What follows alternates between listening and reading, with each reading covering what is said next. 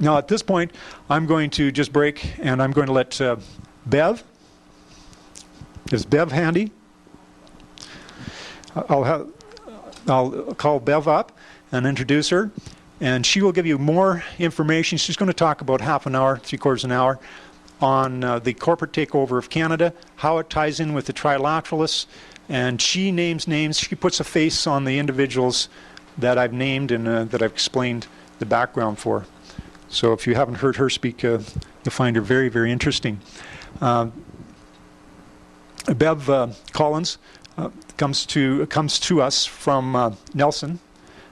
She has, in 1993, I believe, she was a candidate for the federal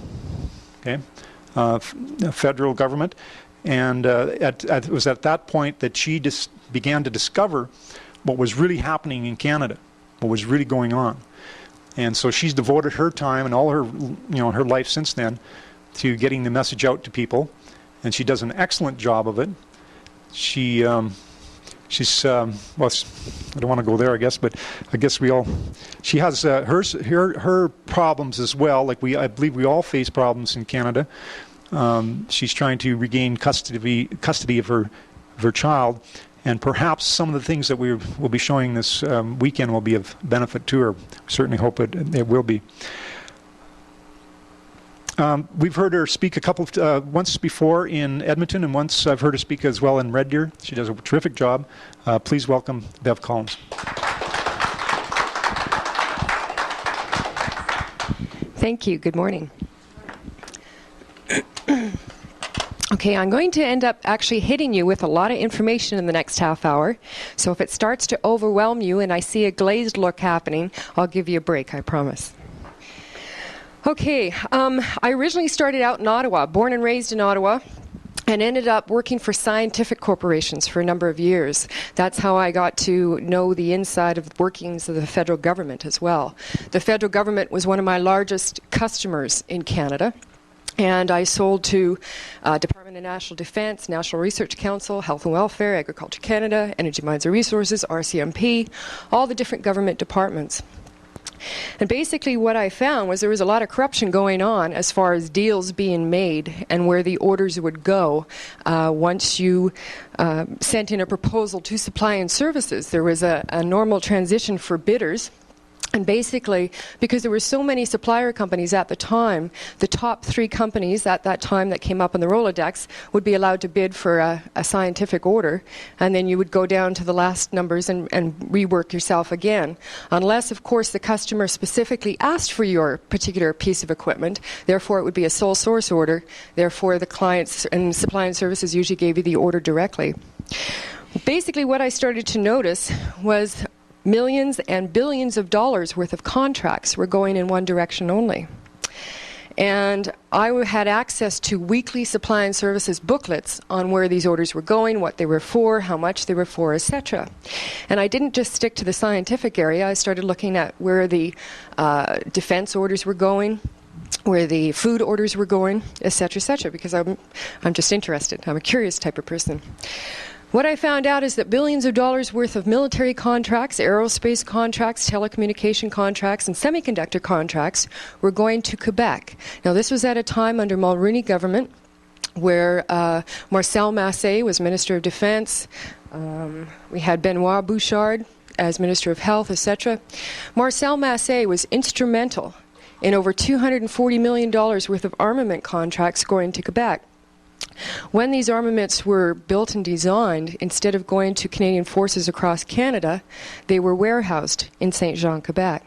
And one of the issues that came up in the 1995 secession disagreement between Canada and Quebec was the fact that there was at least 3 major warehouses in Quebec filled with Canadian military equipment that had been paid for by Canadian taxpayers that were just sitting there.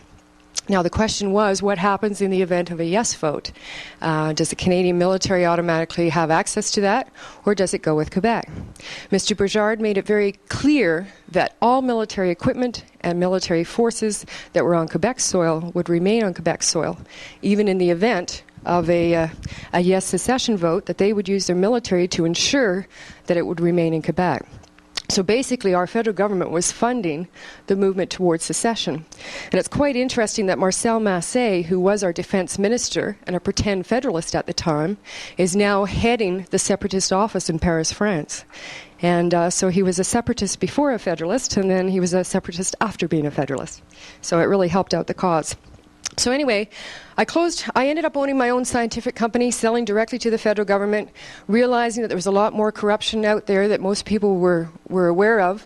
So I decided to close my company down, Cannot Scientific Inc., and I came out west to Nelson to write a book on the corruption that I had encountered while selling to the federal government. This was under the free trade area. This was under NAFTA. So once I got west, I realized very quickly that very few people in the West knew what was happening in Ottawa. And it wasn't because of ignorance, it was because they weren't being told what was going on. I think a lot of Westerners would have been quite upset had they known what was taking place in Ottawa and the transfers of powers at that time. So I took it upon myself to start bringing political speakers out, anyone who was willing to talk about what was going on in Ottawa. I brought out Shelley-Ann Clark and did a Western tour. Shelley-Ann, of course, was part of the free trade negotiation team for Canada. Shelley-Ann also disclosed the fact that the free trade agreement had been altered and rigged and was a corrupt document to begin with. The actual original text of the free trade agreement is locked away in national security for 50 years, and you cannot have access to the actual whole text. What's interesting is even though they had a huge signing ceremony of the free trade agreement between the US and Canada, as you remember between Bush and Mulroney, what has happened is since that time over 12,000 amendments have been added to the free trade agreement without the knowledge of Canadians. And it's those amendments that have weakened our resource sector and our monetary sector and our trade sector, and I'll explain how. In order for corporations to take over a country, it takes a lot of years. It can't be done in 1 year. There's different sectors that they have to take control of. The first sector is the monetary control of a country. The second sector is the trade agreements, or the ability to move all that money and goods around the world. The third sector is the resources. The fourth sector is government, and fifth is finally military takeover. So what I'm going to quickly share with you today is the fact that we have been systematically, bit by bit, being taken over, at least in the last 2 decades. It started under Trudeau, and he had some of his ministers placed in particular positions which were able to help the Trilateral Commission members themselves get enrooted to the government. Mitchell Sharp was the finance minister at the time under Trudeau. Mitchell Sharp was one of the first Trilateral Commission members in Canada. He rose to the ranks of North American chairman of a Trilateral Commission. And Mitchell Sharp, even though he's 80 years old, now acts as the personal advisor to Jean Chrétien. Did you know that? Well, he does. He's still very active in what the Liberal government does in Ottawa. So from that point on, corporations needed to create an agreement that would allow them to do their trading around the world. And a lot of Canadians were against it. The Americans couldn't initiate it because they knew Canadians wouldn't go for it if the American corporations started initiating it. So they put in their front man for them, Brian Mulroney. And of course, Brian Mulroney made the free trade agreement an election issue in 1988. Corporations themselves in Canada, under Business Council of National Issues, Tom D'Aquino, and his 150 transnational companies in Canada, put together a war chest fund, they called it, of $56 million to spend to convince Canadians to vote for free trade.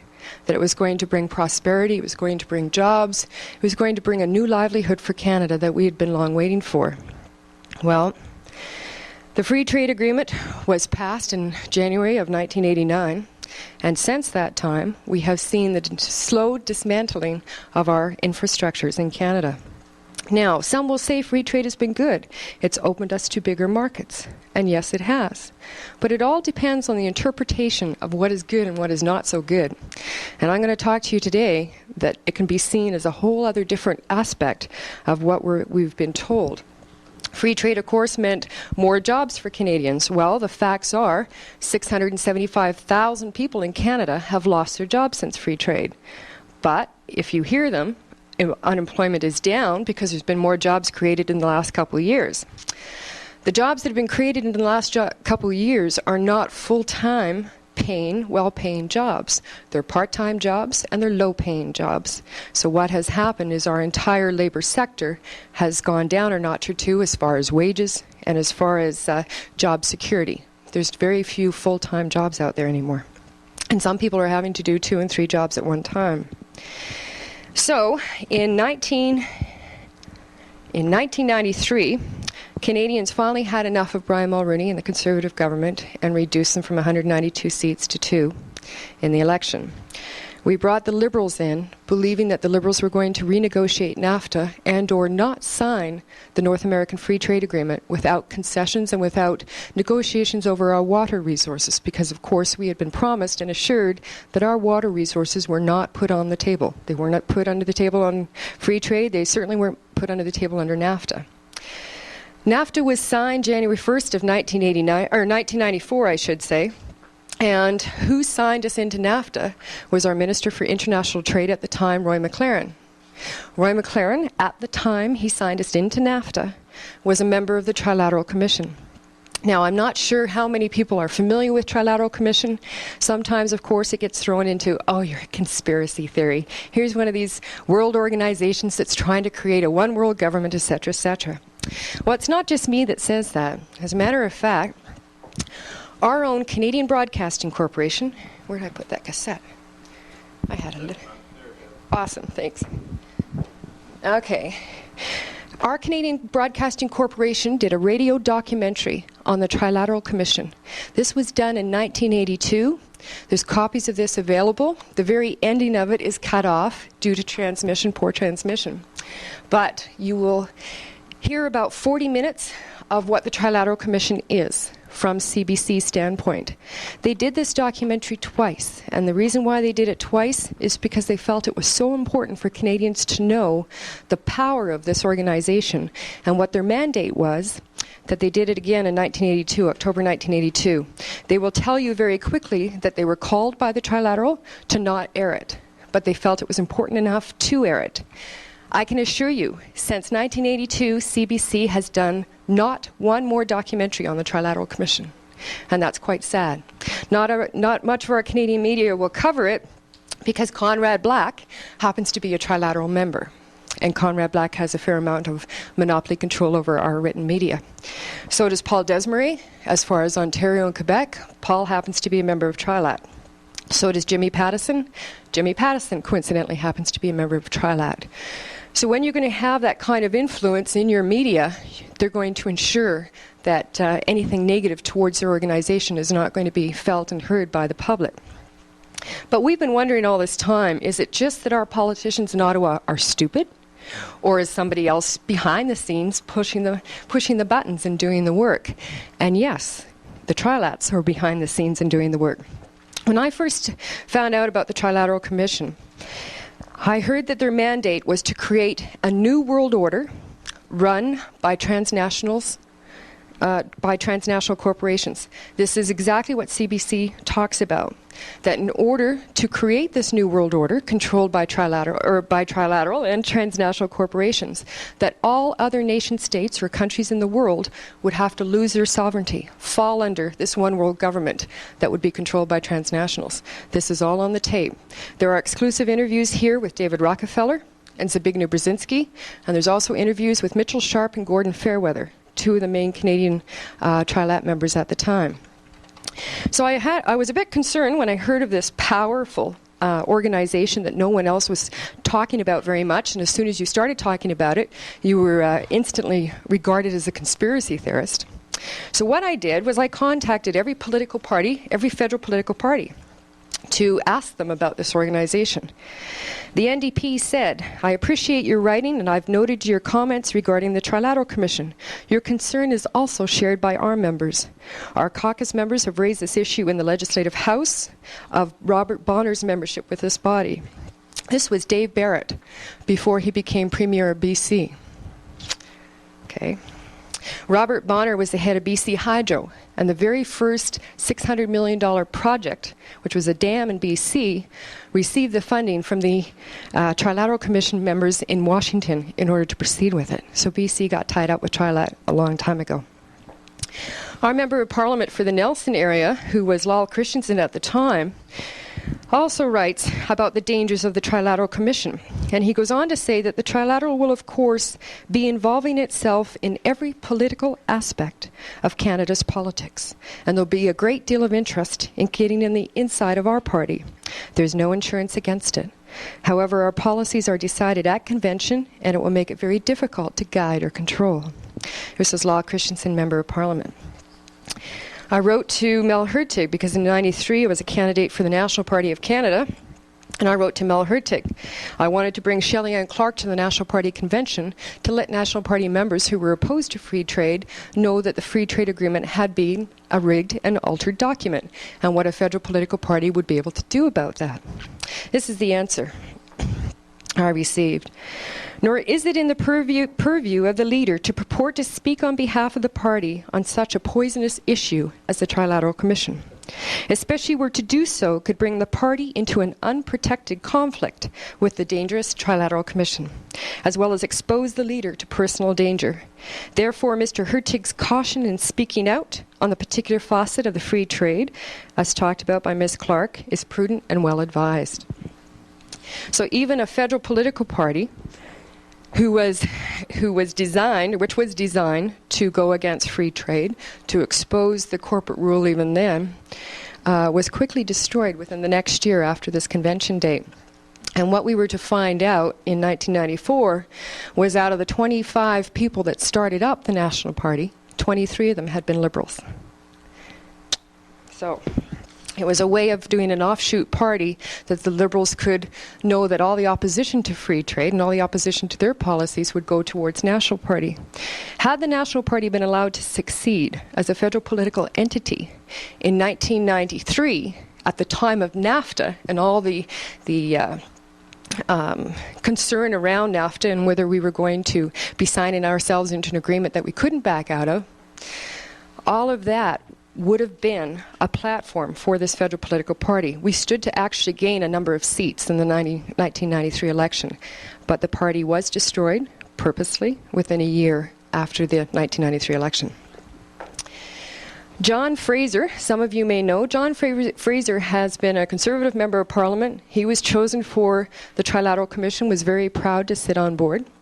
He also is involved in the Canada-US Salmon Treaty negotiations, along with Yves Fortier, who happens to be another Trilateral Commission member. So, we're not...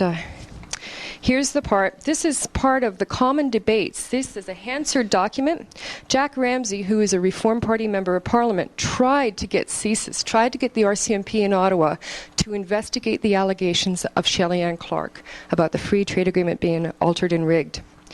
Rod Stamler, a former Assistant Commissioner of the RCMP, has indicated clearly, not only in Paul Palango's book Above the Law, but in open-line radio programs across the country, that the RCMP was politicized by the Mulroney government and that it was denied a free hand in the investigation of political and other corruption in Canada.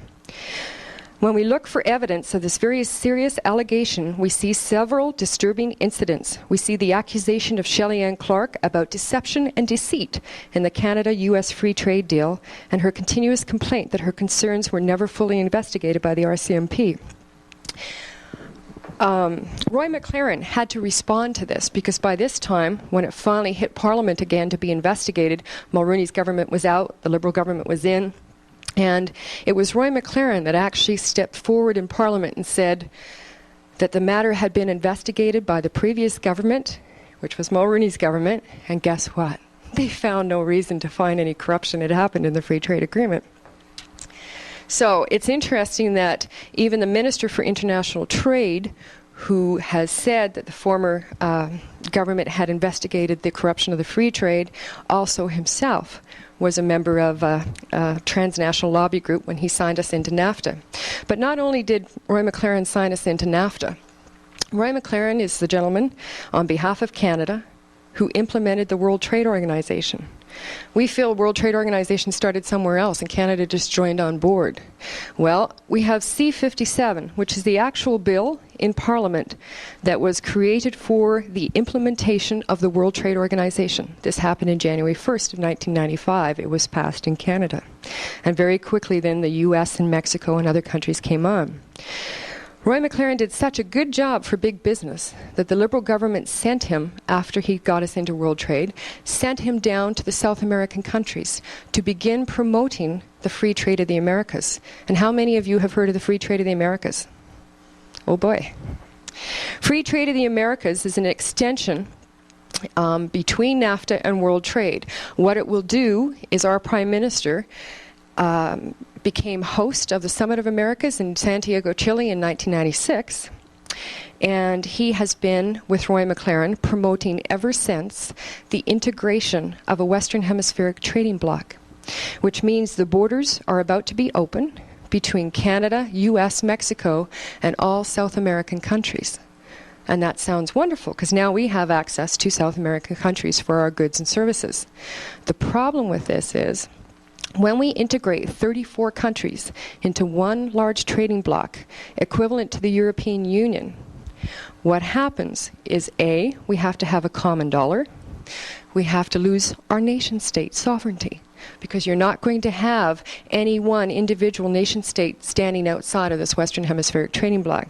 So in a sense, it's the creation of the European Union just over here. So there will be 3 world trading blocs: European Union, North American, or Western Hemispheric Trading Zone, I should say, and the Asian Trading Bloc. And that's precisely what we're going towards. They met in Toronto in November, the Free Trade of the Americas, and they have agreed to have this fully implemented by the beginning of 2003. And nobody knows about it yet.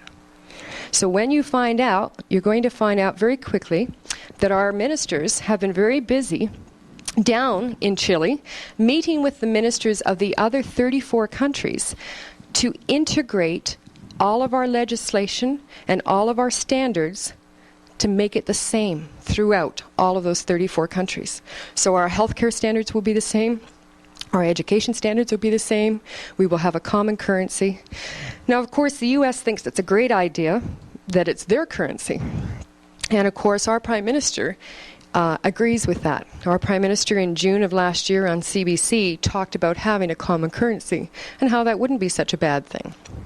Lloyd Axworthy, as a matter of fact, talked to Canadians that it was time that we gave up our isolationist tendencies and join this new global village. And in order to do so, we have to let go of some things that are really standing in our way, one of them being our sovereignty. So I'm sure that there's a few people that disagree with Mr. Axworthy, but things have continued. Because I heard that they were talking about common currency, and then they had the audacity to deny they were talking about common currency, I knew if they were talking about it, they'd be talking about it in the US as well.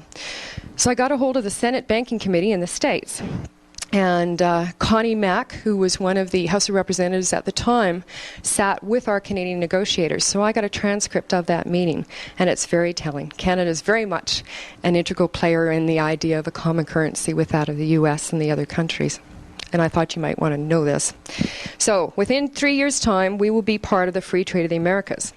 The World Trade Organization, as you're well aware, is basically a world international body which is to set the standards, to act as a dispute mechanism for the different countries, and to create the legislation necessary to create an even playing ground for transnationals around the world. The biggest problem is what you'll see last November with the protest, is that these legislations and negotiations that are happening around the world under WTO are not adhering to social standards or labor rights or people's rights or environmental rights. They're being left by the wayside in order for further promotion and further profiteering of the transnationals. I received a letter from Lloyd Axworthy that talks about our concern about NAFTA, but very specifically in this last paragraph, and this was dated March 25th, 1994, just 2 months after Roy McLaren signed us into NAFTA. In response to your final question, I wish to inform you that I sit on the Trilateral Commission for NAFTA, only where the labor issues are involved. The case is the same for Honourable Sheila Copps, where environmental issues were concerned. In all other instances, the Honourable Roy McLaren, Minister for International Trade, sits on the Commission. So according to Lloyd Axworthy, he was a Tri-Lat member before he signed us into NAFTA. He was a Tri-Lat member after he signed us into NAFTA. And for anybody who cares, to me, that's treason. That is nothing short of treason, especially when CBC clearly states the mandate of the Trilateral is to get rid of the nation state, to get rid of the sovereignty of the countries, and to create the global world order that could be controlled by these same transnationals. So, do the CEOs and presidents of our Canadian transnational corporations have any say in our government legislations and policies? You bet they do. One example just recently in December was Alcan. Jacques Bouget, who is CEO and president of Alcan Aluminum, controls 7 aluminum smelters across Canada, one of the biggest causes for acid rain. Okay, Jacques Bouget is also a sitting member of the Trilateral Commission. He did not like the Liberal environmental protection legislation because it was going to make Alcan have to adhere to lesser acid rain standards. He did not want to do that because that would reduce the profit of the Alcan companies. So what he did was Jacques Bouget wrote a personal letter to Jean Chrétien just last November and basically said, if you continue with this environmental protection legislation, I will see to it that all 7 aluminum smelters are moved outside of Canada because we don't need you anymore. In response, the Liberal government has backed off on the environmental legislation that they were going to enact. And Jacques Bouget's a happy boy. But that's just one little example of the power and influence of the CEOs in Canada on our legislation in Ottawa. Now, as far as monetary and economic, many of you, of course, have heard of the 3 pillars of world government. The world government is the United Nations. The United Nations has so many different arms and organizations, it's hard to keep track of them all. But the 3 main ones I'm sure most people have heard of by now are the International Monetary Fund, World Bank, and the World Trade Organization. So it allows the international financiers to zip their money, goods, services, and labor around the world without borders, without restrictions. That's why there's a big battle against unions right now. Jimmy Pattison in BC is going around doing a BC Business Summit trying to convince small and medium-sized business owners to get rid of the unions. Because if only they got rid of the unions, then they could have free-floating wages so that Jimmy Pattison can bring in his workers from Chile and he can pay them 50 cents a day. And if Canadians don't want to work for that, they don't have to. But that's the way that we are headed. And it's hard to believe because those third world countries that are making 33 cents an hour or 85 cents a day in Mexico, it's hard to believe that Canada could be lowered to their standards. But that's what happens when it becomes one world, is that no one country will have superpower status. That's why all of a sudden the US is very interested. Some of the House of Representatives are passing legislation. The state of Arizona is one of them, who just recently passed legislation to try and take the United States out of the World Trade Organization and out of the IMF. Because they're saying, hey, we're going to lose our superpower status under this and just have the same vote as everybody else, and we don't like that. So now there's some Americans waking up to the fact that they're going to be losing their sovereignty shortly as well. One of the main areas that people have problems with the IMF is that it was there, it was created in 1944, it was there to help those poorer countries with short-term loans to get them going again, give them that kickstart.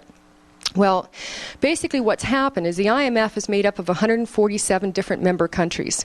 Each member country, including Canada, pays so much money into the IMF every year, and it's from that pocket of money that the IMF lends it out to other countries.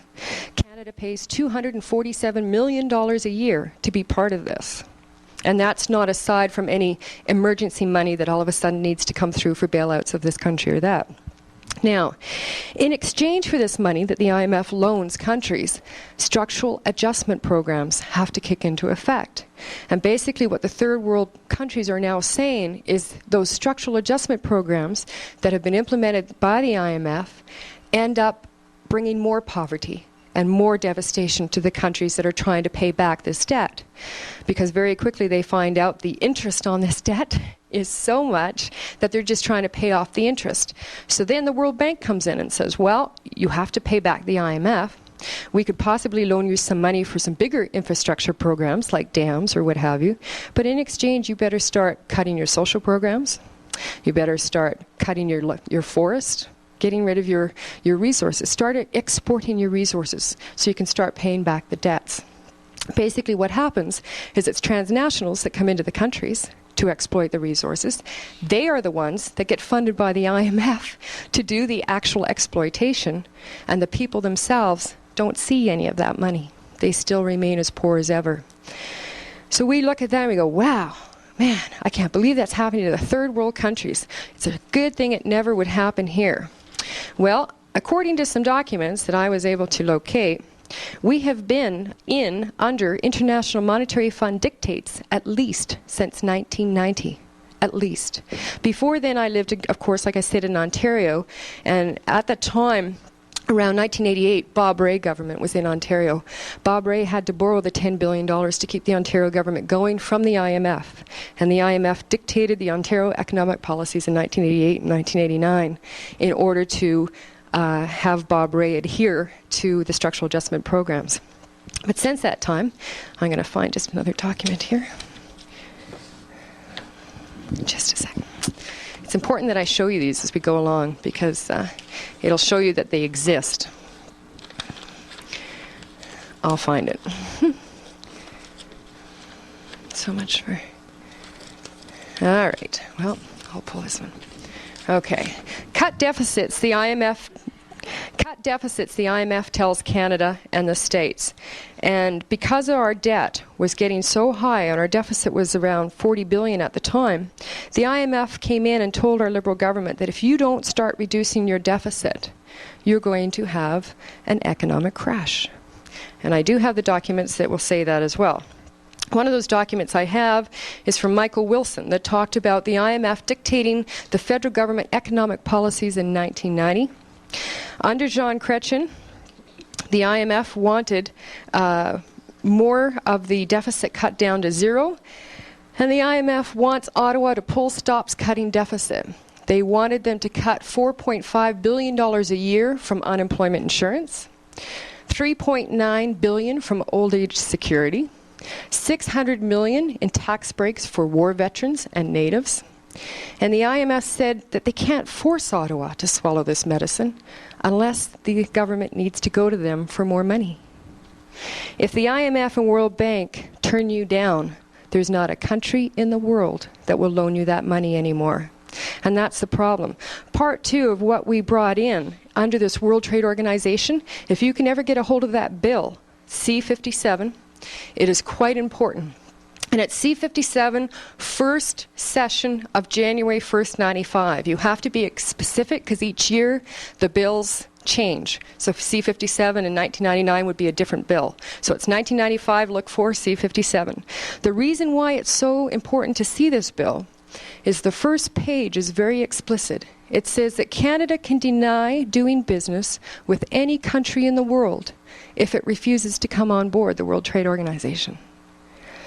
Now, other than the 29 richest countries in the world, that leaves a lot of third world countries that don't have any choice but to come on board the World Trade Organization if they want to do business around the world.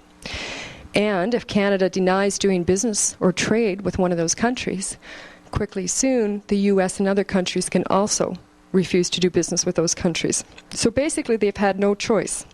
But the IMF and World Bank start their meetings tomorrow in Washington, D.C. Tomorrow and Monday, you will see probably a larger protest happening than what happened in Seattle last November.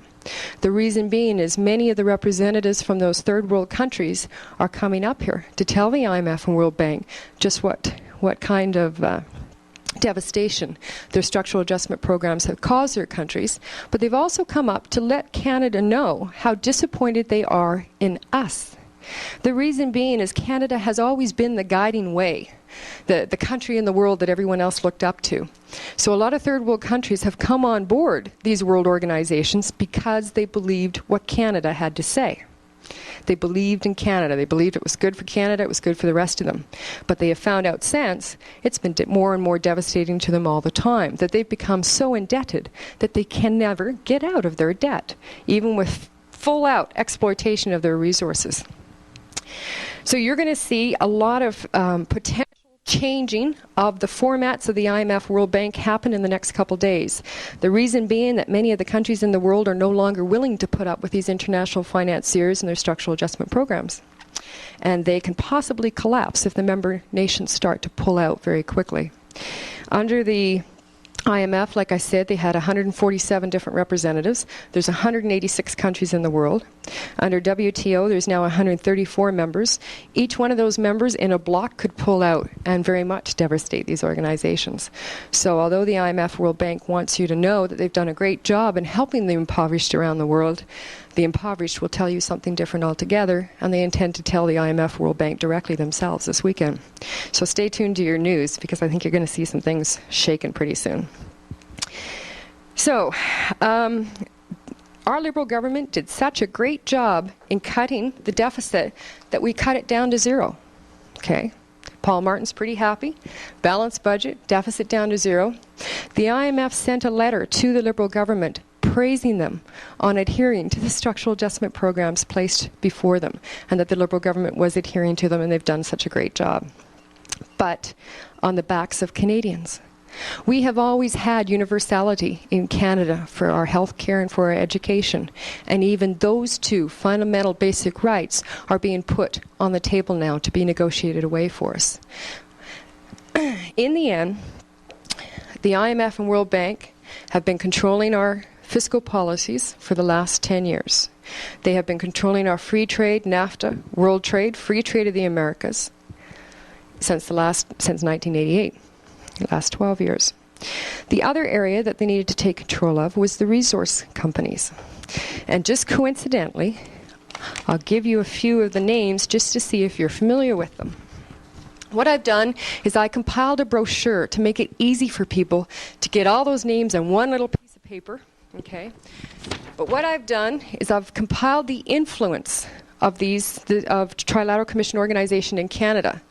I've put the influence on our banking industry, on our insurance industry, on our resource industry, and inside you'll see on our government officials, which government officials sit in Parliament collecting money from you right now, and in our Senate collecting money from you right now, who are literally using their position to sell you out.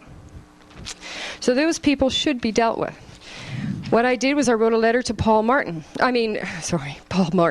God forbid, Paul Hellyer, and also questioned him on what the Canadian Action Party was willing to do, or what Paul Hellyer was willing to do. Paul Hellyer is starting to go after some of the Trilateral Commission members. It was unfortunate because he remembers some of them very well from doing business with them in the past, as well as being in government with some of them. So he's quite astonished by the caliber of people that are part of this organization, because he's very aware of what it means. So I have challenged him that if he's going to run in the next election, which will be probably next year, that he take this on. If you're going to take on corporate rule, you need to know who you're up against.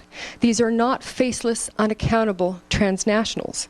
These are men who are chief executive officers and or presidents who are using their position of influence to alter our government legislation and policies to further their own mandate. Jacques Bouget, CEO and President of Alcan. David Culver, former CEO, President of Alcan. Alan Gottlieb, sound familiar? Another one of our government officials. He's a director of Alcan. Claude Masson, Hudson's Bay Oil and Gas. Union Gas, West Coast Energy, Michael Phelps. ATCO, sound familiar? Ronald Southern. Bell Canada Enterprises. Superior Oil, Saskatchewan Pipeline, Mobile Oil, Rainbow Pipeline, Petrogas Processing with Arnie Nielsen. Bell Canada Enterprises with Mr. Wilson. George Kreber, Home Oil, Consumer Gas, and Rainbow Oil. Donald S. MacDonald is the director of Shell Oil.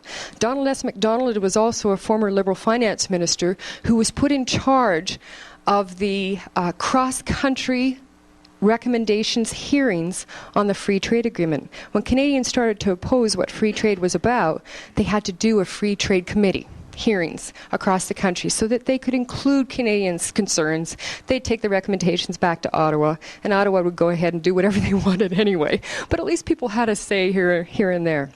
Donald S. MacDonald told Canada, as a matter of fact, that even though we would probably lose in a free trade agreement with the United States, that it was necessary for us to take a leap of faith and go ahead with free trade anyway.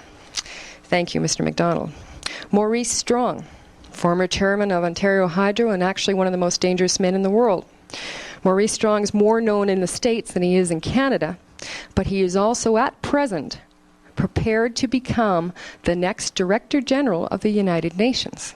Kofi Annan is presently Director General. Maurice Strong acts as senior advisor to Kofi Annan right now, but is Maurice Strong's ambition to become king of the world. So you will see a Canadian possibly take that position very soon. Robert Bonner, former chairman of BC Hydro. Donald Southern Harvey, Petro-Canada and Penarctic Oils. David Henniger, Crownex. Trevor Eaton, a senator who's still collecting money from you, who has to show up only 26 days a year to the Senate to vote on this and that for second reading. Not only continues as chairman of Brascan and makes money through his corporation, but sits in the Senate and makes sure that all the trade agreements get passed through the Senate so it can benefit his fellow transnationals. Andre and Paul Desmarais. Now Andre is the CEO of Power Corp, Paul, of course, being the former CEO. Andre Desmarais is also the Prime Minister Jean Chrétien's son-in-law and is also a Trilateral Commission member. All these members are Trilat.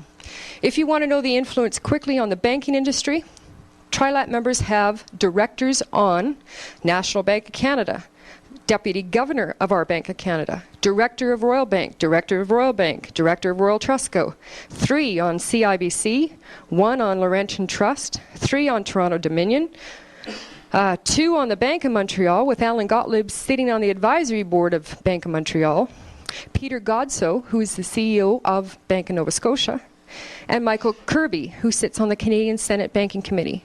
All of these members are Trilat members. They've covered every one of our Canadian banks. They've covered this in the insurance companies in Canada. Commercial Group, Great Lakes, Munich Life, Confed Life, Laurentian General, American Insurance, Standard Life, London Life, Manufacturers Life, Crownex, Sun Life, Aetna Life, and Royal Insurance. All of our major insurance companies in Canada also coincidentally have Trilat members as board of directors. In government, one of the members that you will probably remember very well is your former premier, Peter Lougheed, is a new member of the Trilateral Commission as of this year. But other members in government are Canada's High Commissioner to London, who was the former Minister for International Trade, who signed us into NAFTA World Trade, Roy McLaren. Trevor Eaton, Canadian Senator. Bill Graham. Bill Graham is a Liberal Member of Parliament. He also sits on the House of Commons Standing Committee on Foreign Affairs and International Trade. Mr. Graham has been instrumental in bringing forward NAFTA and the attempts of the MAI. He sat on the hearings of the MAI when they went around Canada, when opposition was growing very quickly to the Multilateral Agreement on Investment. Mr. Graham was the main chair of that, at the same time being a Trilateral Commission. So if you're going to have a transnational corporate lobbyist sit on your subcommittee hearings, on your negotiations for your trade agreements, guess what recommendations you're going to have when you come back with the results? You're going to have the recommendations of, it's important to proceed with all of these trade agreements. It's just important to try and be more transparent and let the public know more of what's going on. And unfortunately, 6 of the 17 recommendations under MAI were about more transparency, more openness, more people involvement around Canada. Not one to date of those recommendations, 17 recommendations, have been adhered to by our Liberal government. Not one. So, if it makes you not want to go to the next committee hearings to talk about why we should be or should not be part of the free trade of the Americas or part of whatever new global agreement they're bringing forward instead of the MAI, I will totally understand, because no matter what you say in front of them, they turn around and they tend to do what they're doing anyway. So basically, they have taken control of our monetary policy, our economic policies, our trade agreements, our resource companies, our governments, and there was one area left, which is military control. So how could they do that? Okay, very, very quickly, Operation Abacus. Are you familiar with that? Operation Abacus was done by our Liberal government to bring into effect in the event of any Y2K malfunctions or preparation. All right, we're back again. Okay, Basically, the final area that needs to be taken over when corporations have got this embedded and this controlled in the infrastructure of a country is militarily. So our government needed to come up with an excuse or reason to all of a sudden bring together an operation that would take care of the situation in the event that they were ready to pull the plug. There's 4 different things that can ignite the Emergency Preparedness Act, which the actual operation for it is Operation Abacus. Out of those 4 things are a local domestic economic collapse, an international economic collapse, domestic civil unrest, such as Quebec secession that Jean Chrétien keeps wanting to bring back from the back burner, and all-out war. So any one of those 4 things, or a natural environmental disaster, any one of those things can ignite the Emergency War Measures Act, which had never been taken off the bill, which in 1998, I should say, had been changed to the Emergency Preparedness Act from War Measures Act. This Operation Abacus, is this section of it, came out last January, and it's the unclassified section because we're not in the military, so you won't get the classified section. But it makes it very, very clear that it's not just for Y2K. It's for the year of Y2K. Because at first we thought, okay, this is just going to, if we can get past December 31st and the military hasn't been called out, we should be saved. Well, according to these documents, it's for the entire year this operation is ready.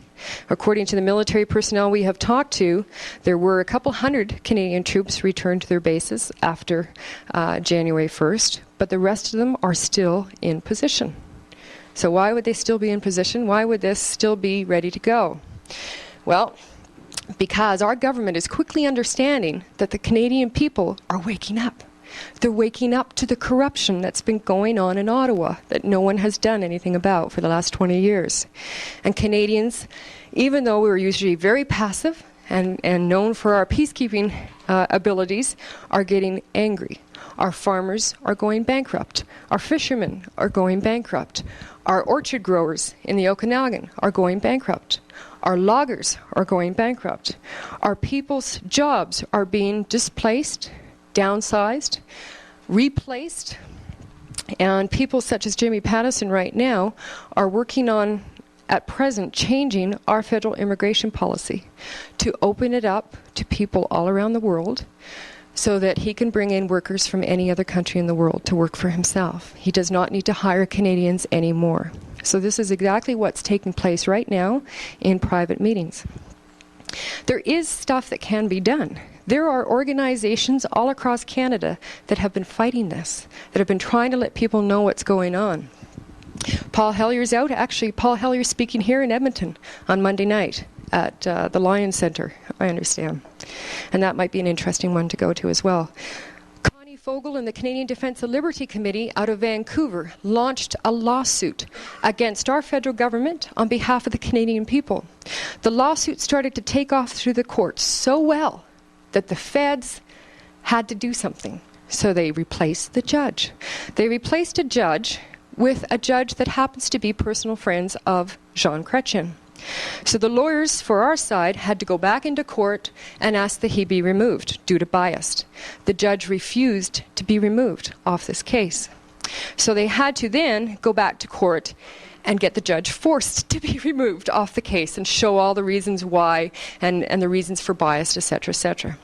So finally, the next judge they put in place immediately said, well, the MAI was basically killed under the OECD because the countries didn't want it. Therefore, it's a moot point. It's thrown out. The wording in the lawsuit has kept it alive because the wording, when we initially launched that lawsuit, was the multilateral agreement on investment or any other global agreement that would be signed on our behalf by a government who knowingly, by signing it, would usurp our constitutional rights and freedoms, would be illegal. And it's the way it's been worded that now we have an opportunity to proceed all the way up to the Supreme Court of Canada. This lawsuit is being heard in May in Vancouver. They'd love to have as many people come as possible. If you wish to have more information on the entire lawsuit itself, there are websites available under www.canadianliberty.com. That will give you the entire lawsuit and what's been happening since that time. That would be awesome. Hey, help them. Then that way they're all covered. That would be great. So what's happened in the last year? I was told to stay political. I ran not only the 93 election, I ran in the 1997 election under Paul Hellyer and Canadian Action Party. Since that time, the people in my riding requested that I stay political because I could understand what they were up to in Ottawa.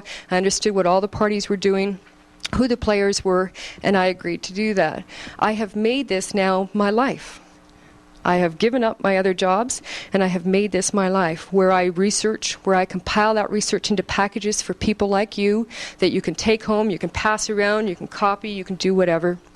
Because I feel if you don't know what's going on, you're going to wake up, I'd say within the next year possibly, to a very, very rude awakening. And I feel that if you're about to lose everything that you've ever worked your butts off for and everything you've held dear, you have a right to know who's doing it to you. And they're not about to tell you.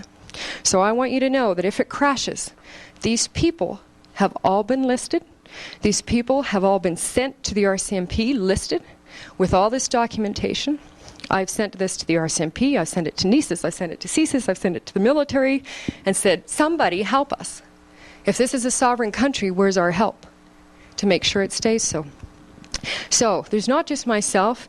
David Orchard of CAFT is going around the Prairie provinces right now also talking about corporate takeover.